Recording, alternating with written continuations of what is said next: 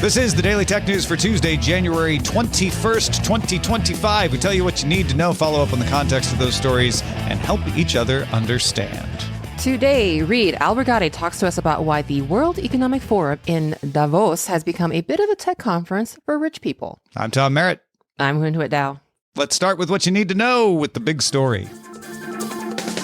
Well, if you went to bed early Saturday night and then slept in Sunday morning in the U.S., you might have missed the great TikTok blackout. It was only 14 hours long. It'd be a long sleep win. But, you know, it's possible. The Protecting Americans from Foreign Adversary Controlled Applications Act kicked in on Sunday, January 19th, as ByteDance has not divested itself of TikTok US.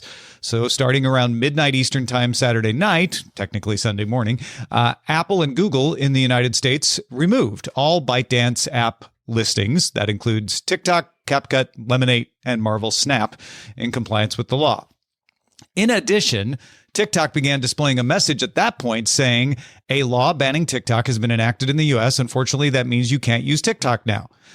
TikTok was using what turns out to be a combination of things. They were detecting U.S. IP addresses, but also going by account creation location. So even if you weren't in the U.S., if your account was U.S., that happened to the Daily Tech News Show account. Our UK social media manager could not log in because it was a U.S.-based account. And also looking at SIM card info in some cases to determine which accounts to block, leading, as I said, some people outside the U.S. to be affected. By Sunday morning, though, those accounts began to work again. And TikTok showed a message saying, "Thanks for your patience and support. As a result of President Trump's efforts, TikTok is back in the U.S. However, it was not restored to the app stores and is still not restored to the app stores in the U.S. Also, at that point, no executive action had been taken yet. After the inauguration the next day, on Monday, the president did sign an executive order instructing the U.S. Attorney General not to enforce the act for 75 days and to, quote, issue a letter to each provider stating that there has been no violation of the statute and that there is no liability for any conduct that occurred. Now, it's unclear exactly what legal effect that executive order has. Prosecution for violation of the law can happen up to 5 years after the commission of the violation. So even after the 75 days, somebody could decide, you know what? I don't like that they didn't follow that law during those 75 days. I'm going to sue them. Or I'm going to take them to court. Apple and Google seem to not want to risk that, so they have left the ByteDance apps out of their U.S. stores for the time being, keeping them in full compliance with the law. And it's been my opinion that ByteDance doesn't need to stop offering its service to U.S. users. The law does not block the service at the ISP level.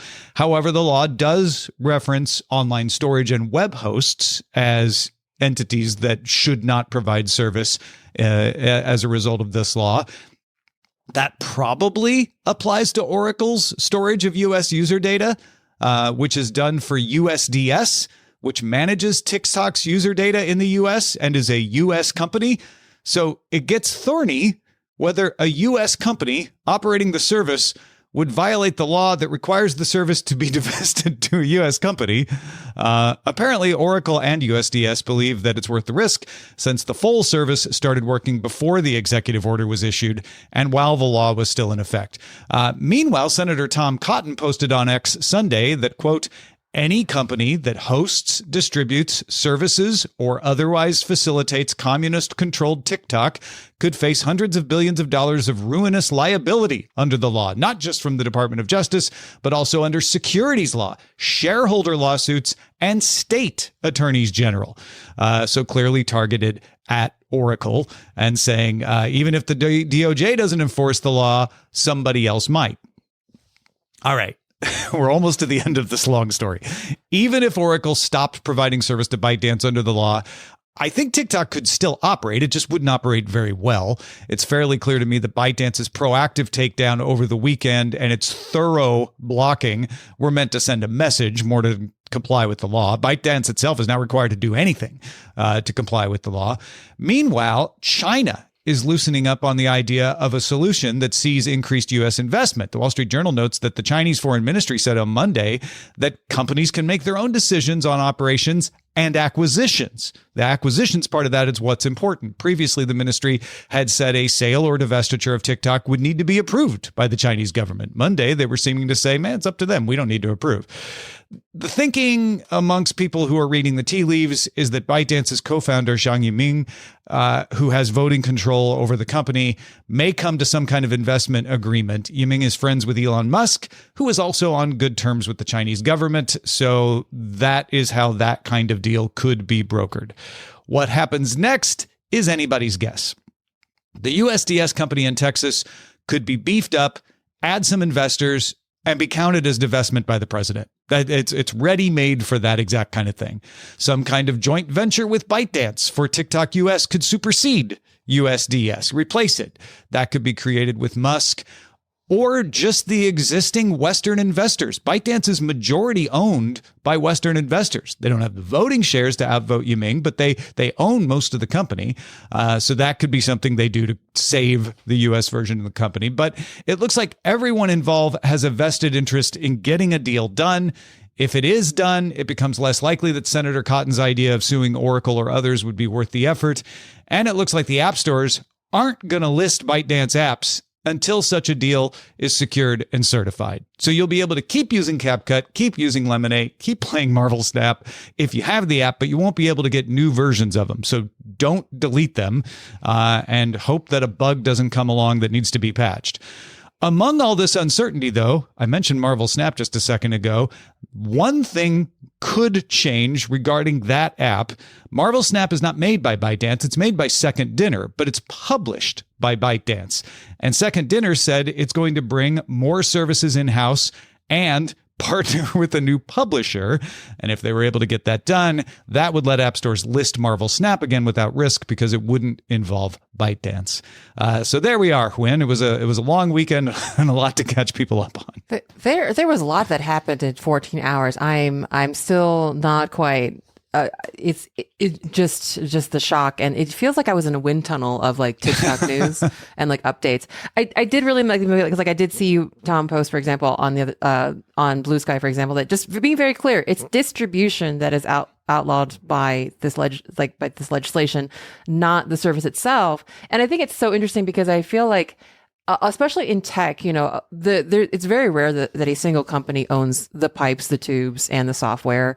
It's always like this kind of distributed thing. And so I do think it's fascinating, all of the kind of pointing at fingers or looking askance at Oracle and USDS and saying like, well, it almost feels like blaming the messenger or more like blaming the pipes. But it is, you've got Tom Cotton over here like making these like, wild, these very intense threats, let's call them. It's been a wild, not even 24 hours. But at the same time, I don't know if I'm surprised because I think we kind of spoke of it. You mentioned last time that you really, didn't really see this sticking if it happened, and it didn't. So I didn't know how we would get there, but I was fairly confident that on Monday TikTok would work in the US, and it did. It was very interesting to see how it got there. It was not exactly what I would have predicted if I would have predicted it.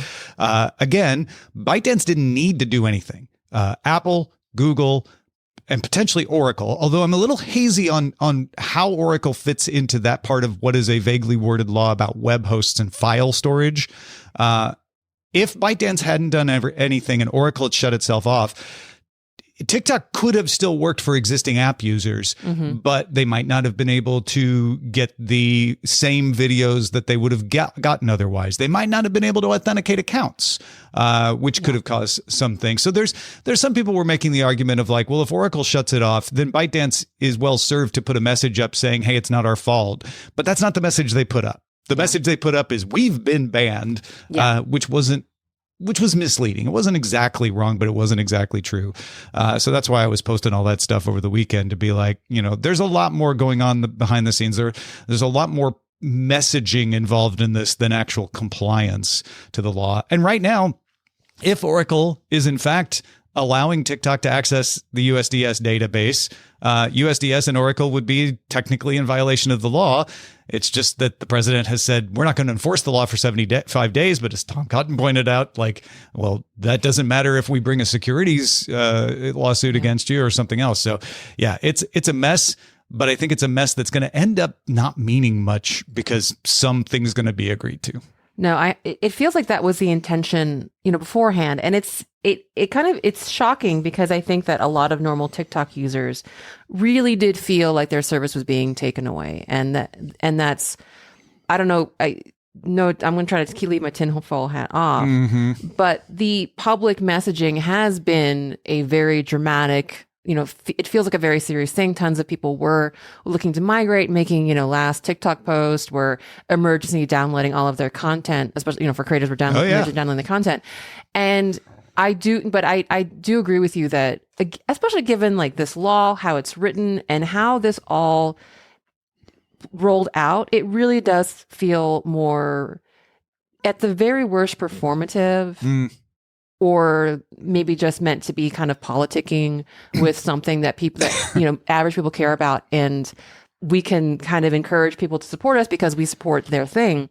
And at the very worst, just a confusing mess of, we made some interesting decisions politically and tried to create legislation around that, but we actually don't want to do it. So it's all very confusing. And just even the idea of attacking, or rather indicting, say, the holder of data, is really interesting. So I have been, it's like, I've worked at companies where when a law like in the US, the DMCA, is that right? The DMCA. So I was actually working at companies that, had multiple, like that did business in multiple countries, including the EU.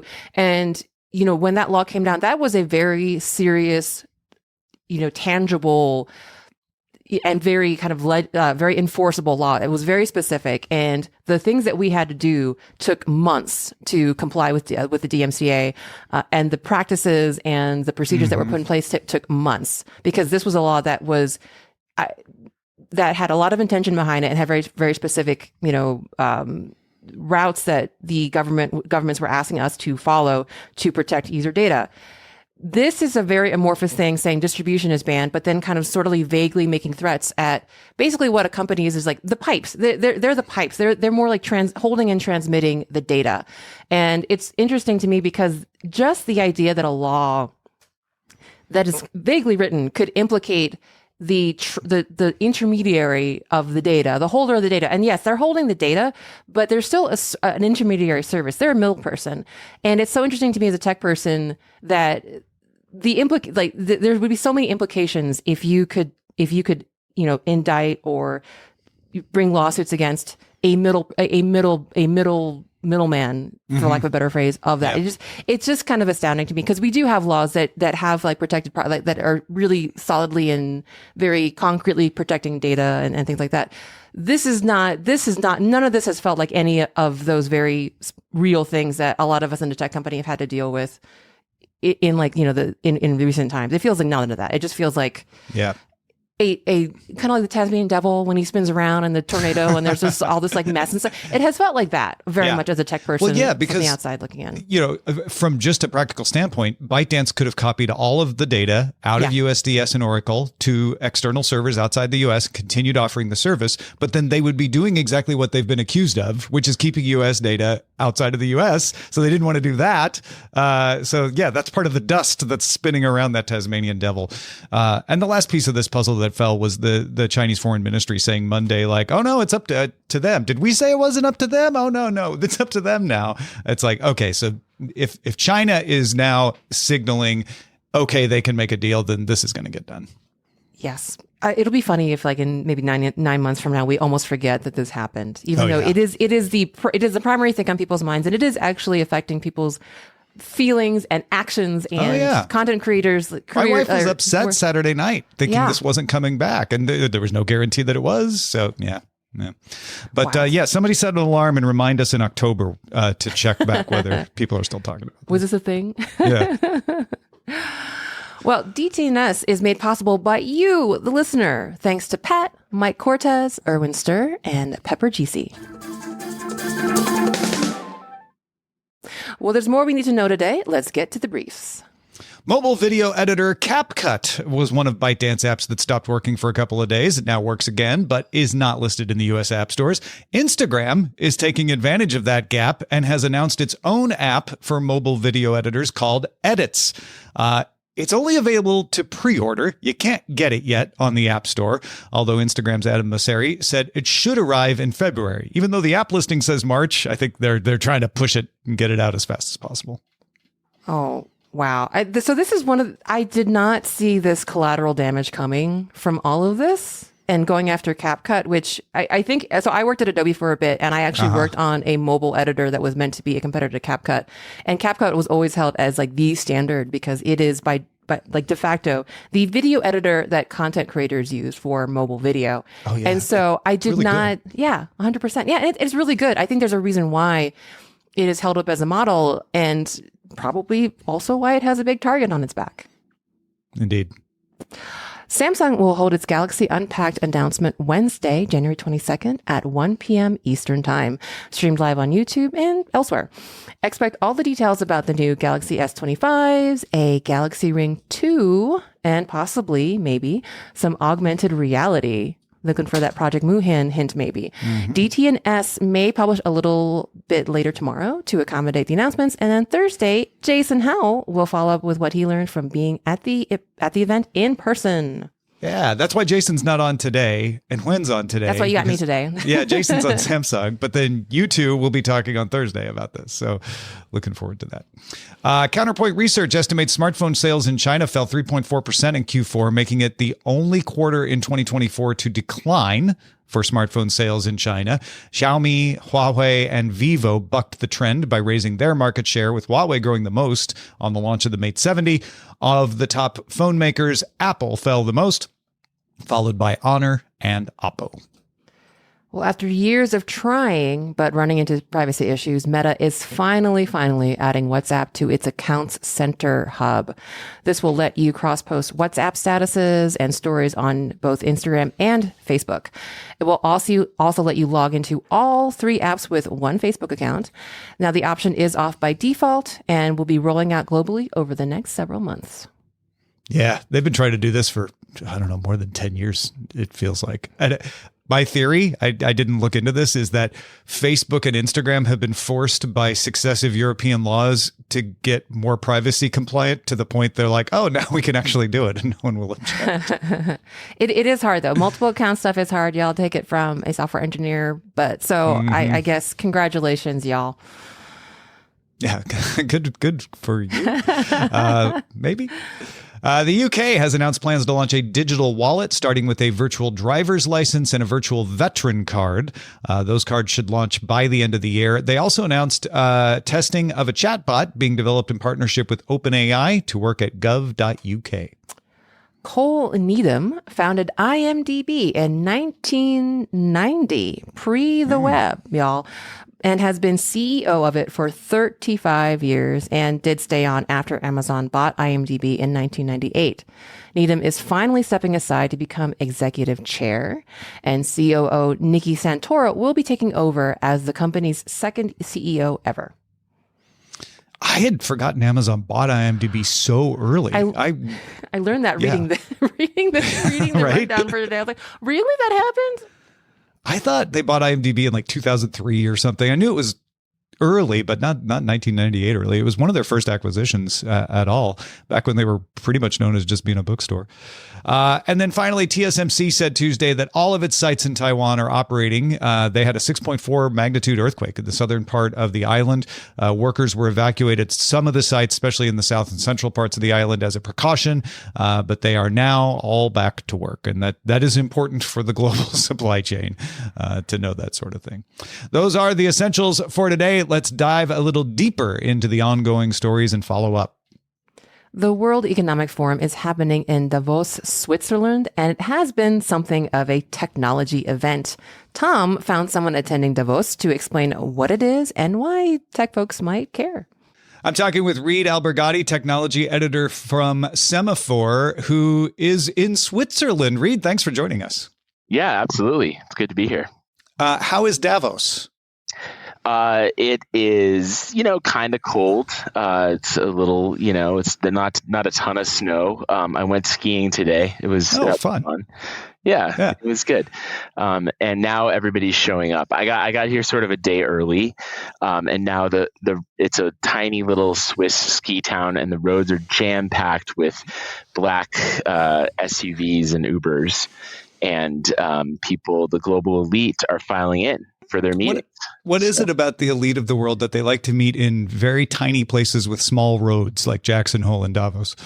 Yeah, I don't know, actually, but I think you should have a separate podcast just on that topic. Probably do. I think it's a really great question. But as far as I know, my history of the World Economic Forum meeting in Davos is that they decided to have this here many years ago, and it was just a small little meeting, and it's grown into something huge, and they've decided to keep it in this small little town anyway.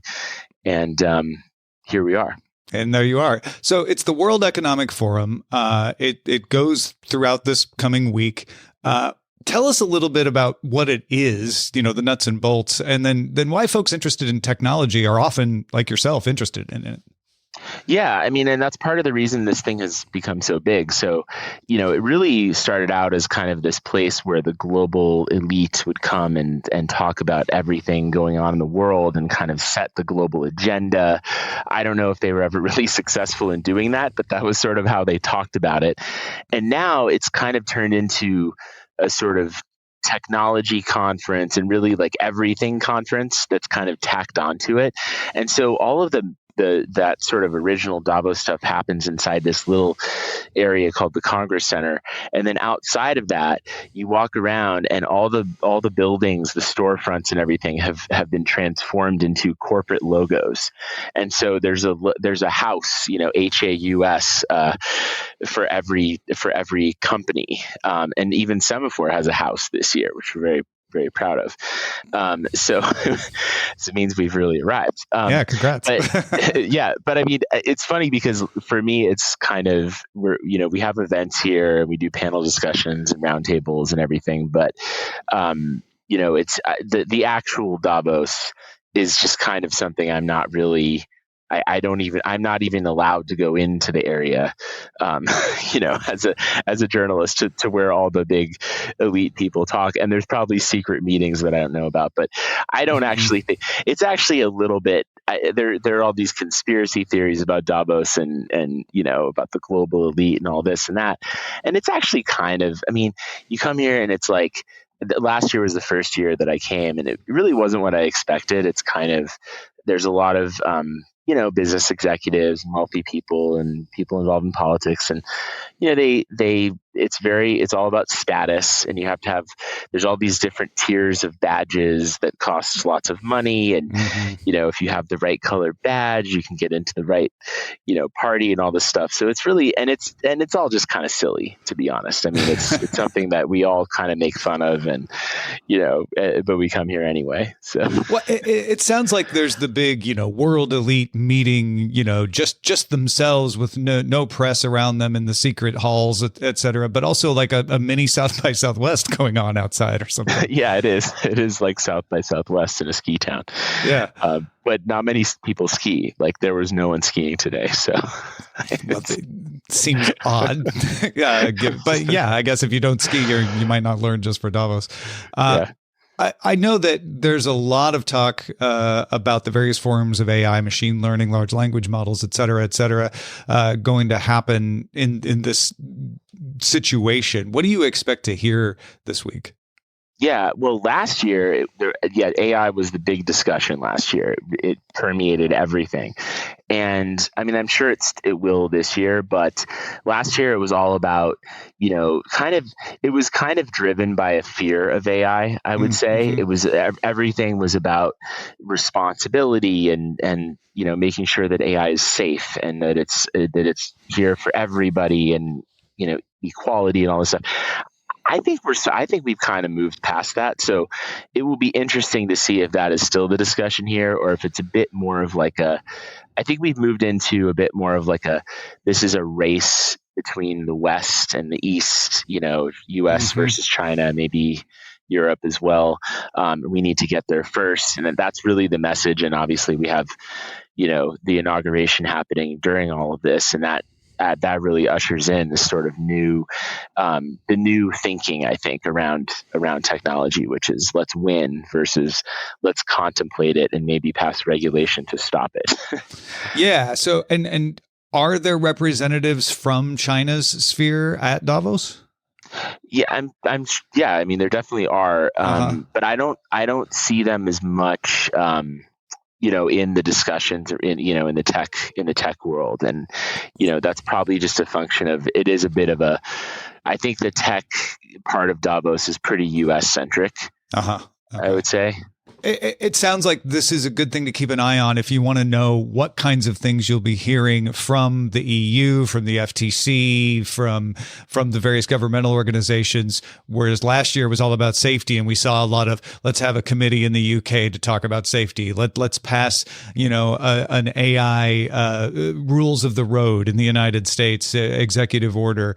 Does that sound right? Is like keep an eye on what they say this year to kind of understand what you're going to hear from them from the rest of the year?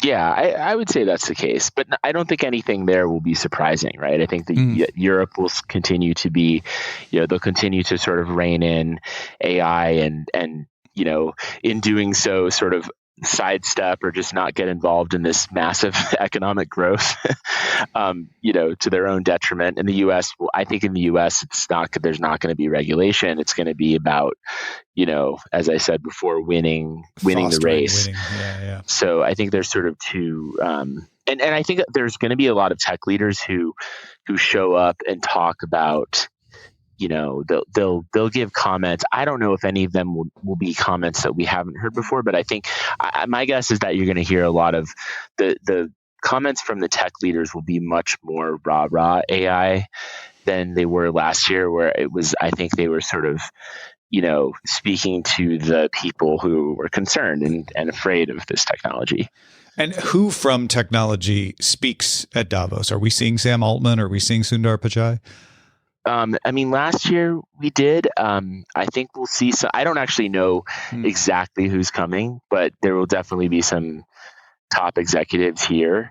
I think a lot of them are going to the inauguration, so I know some of them are flying in later in the week from some of the big companies. I'm hoping to get some interviews with some of them, but it's all kind of the schedule. They're all kind of in flux. So yeah, well, and then President Trump is addressing it virtually post inauguration, right? That's the latest on that. Yeah. Okay. Yeah. Well, Reed, thank you so much for chatting with us. Appreciate you giving us a little understanding of this and keeping us updated. Have fun skiing over there. Thank you. I don't know how much skiing I'll do this week, but I appreciate it. Yeah, if people want to find more of your work, I mean, we've talked about you before on DTNS. The article earlier last year about Gemini and Sundar Pichai. Where should they go?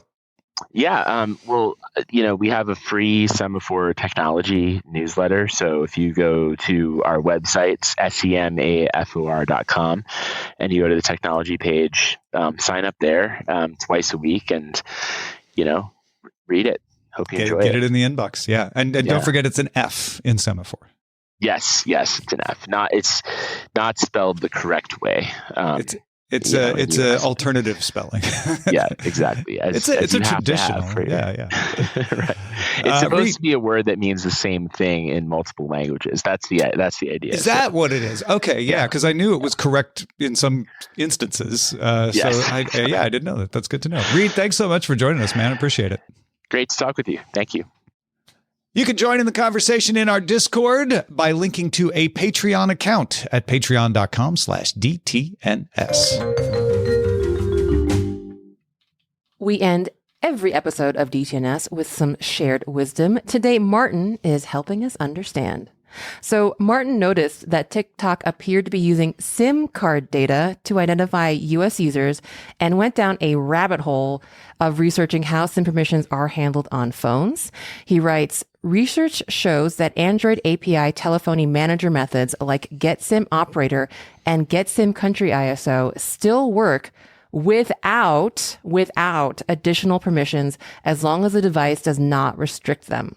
So essentially, any app on an Android phone has access to the SIM data, and I am sure there are other similarly powerful and uniquely identifying data that, to me, should require special permissions. Yeah, I don't know enough about this to know whether there's valid reasons why apps should just have unrestricted SIM identity operations for network logins or anything like that. I don't know if you know that either, but it could be used for tracking. And so I'm sure there are laws that prevent it from being used for tracking, but not all apps, obey the law strictly. And I think that's what Martin is concerned about here. Yeah, it actually, as an Android developer, that this is astounding to me, just because I know in the early days, so in Android, we do there are permissions that you see when you pop up, when you install a new app. Now there's for example, permissions for notifications even, and Sure. the user have to approve it. And then on the developer side of it, we have an API that we actually have to wrap around all of these different things that are sensitive abilities of the phone, that we have to write some code around and say, hey, user, I need this thing. Can you approve? It boggles my mind, actually, that these two things are not covered by the API that we have to use. And it's very restrictive, like media, the phone, even the internet, all of these things are covered by permissions. The internet thing's a little bit different. But so the fact that they miss something like this, which is, in a sense, user identifying information, which is generally the phrase that we all have learned to be very cautious about, user identifying information, are not covered. My mind is just blown. And the only thing I think of, it's more of just an obscure way of getting this data, and maybe it's harder to use this data than, say, your device ID or your address or your location. It's like safety through obscurity, but obviously not that obscure. Yeah. Not really obscure if you know where to look. Exactly. My mind is blown. Which is always true, I guess. But yeah. I mean, when you think about these two examples that Martin used, country ISO and operator, are also given away by your IP address. So I imagine someone looked at that and said, well, these are on the same level. So, people are going to see IP addresses. I guess they can see this too. But that doesn't mean that everyone will agree with that, right? Yeah. And especially since everyone, from users all the way up to the actual publishers of software, have been very sensitive to data privacy on all levels. Again, this is pretty fascinating and really good work, Martin, and I did not know this. Thanks, Martin, for writing in about that. 100%. Also, thanks to Reed Albergotti from Semafor and Martin for contributing to today's show. Thank you for being along for Daily Tech News Show. The show is made possible by our patrons on patreon.com/DTNS. Don't forget, we have a live version too called DTNS Live with Sarah Lane, Roger Chang, and more. You can find that on YouTube and Twitch. There are details about that at dailytechnewsshow.com. Talk to you tomorrow.